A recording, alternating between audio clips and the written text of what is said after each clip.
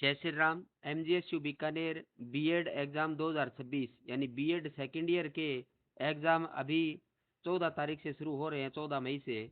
तो 14 मई को ही आपका पेपर है और विषय है लिंग विद्यालय और समाज यानी जेंडर स्कूल एंड सोसाइटी। तो जेंडर स्कूल एंड सोसाइटी का एग्ज़ाम आपका जो होगा वो 14 मई को होने जा रहा है।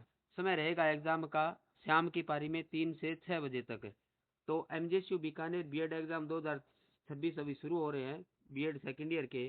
उसी से संबंधित मैं आज आपके सामने गैस पेपर लेकर के आया हूँ और विषय उसी का ही जो 14 मई को है, लिंग विद्यालय और समाज gender school and gender school and society. तो आप इन टॉपिक्स को अवश्य पढ़ें, आपको एग्जाम में लाभ होगा, क्योंकि एक वेरी वेरी इंपॉर्टेंट जो टॉपिक हैं उन्हीं का यहाँ पे चुनाव किया गया। तो एग्जाम में पक्का पक्का आने की संभावना है। तो आप अच्छी प्रकार से जिस भी आप विषय अपने पुस्तक से तैयारी कर रहे हैं आप, तो उस पुस्तक में इन टॉपिक्स को निशान लगा लें और ये टॉपिक्स आप पढ़ के आएँ ताकि आप एग्जाम में अच्छे अंक प्राप्त कर सकें। MGSU BEd exam 2026 BEd second year guess paper और सब्जेक्ट रहेगा जेंडर स्कूल एंड सोसाइटी। इसी का ही आज गैस पेपर रहेगा।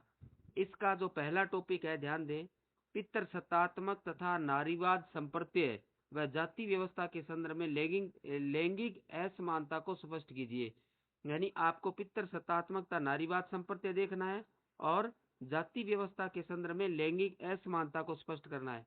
तो ये टॉपिक काफी महत्वपूर्ण है, आप इसको देख लें, ये एग्जाम में आ सकता है।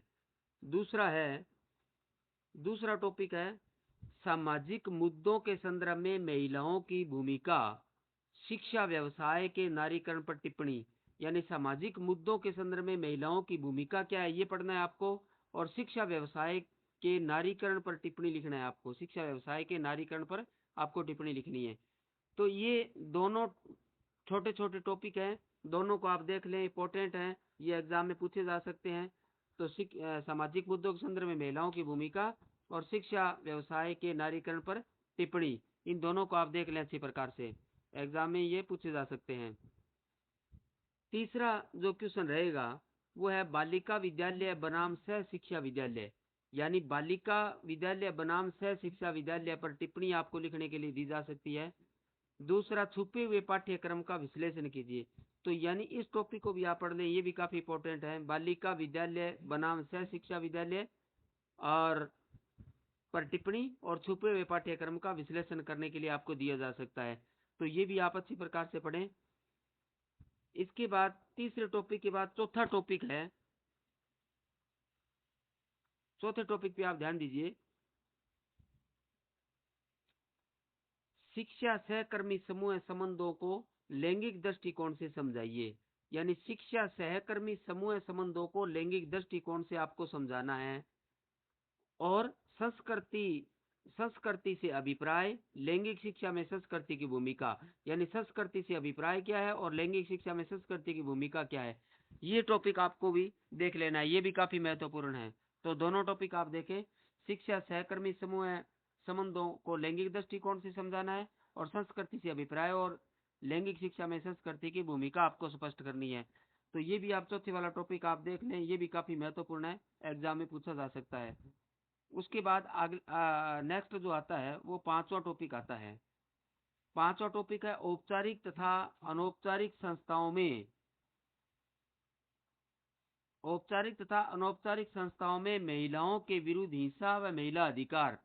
औपचारिक तथा अनौपचारिक संस्थाओं में महिलाओं के विरुद्ध हिंसा व महिला अधिकार। तो ये आपको पढ़ना है, औपचारिक तथा अनौपचारिक संस्थाओं में महिलाओं के विरुद्ध हिंसा व महिला पर अधिकार अपने को पढ़ना है। ये आप देख लें, एग्जाम में पूछा जा सकता है, औपचारिक और अनौपचारिक दोनों वाला ही।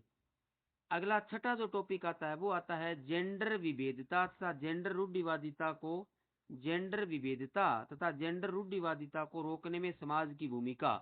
यानी यहाँ इस टॉपिक पे अपने को ध्यान देना है कि ये टॉपिक है जेंडर विभेदता तथा जेंडर रूढ़िवादिता, और रूढ़िवादिता को रोकने में समाज की भूमिका क्या हो सकती है, इसको आपको पढ़ना है। बालिकाओं की ड्रॉप आउट समस्या के कारण तथा समाधान अपने को पढ़ने हैं।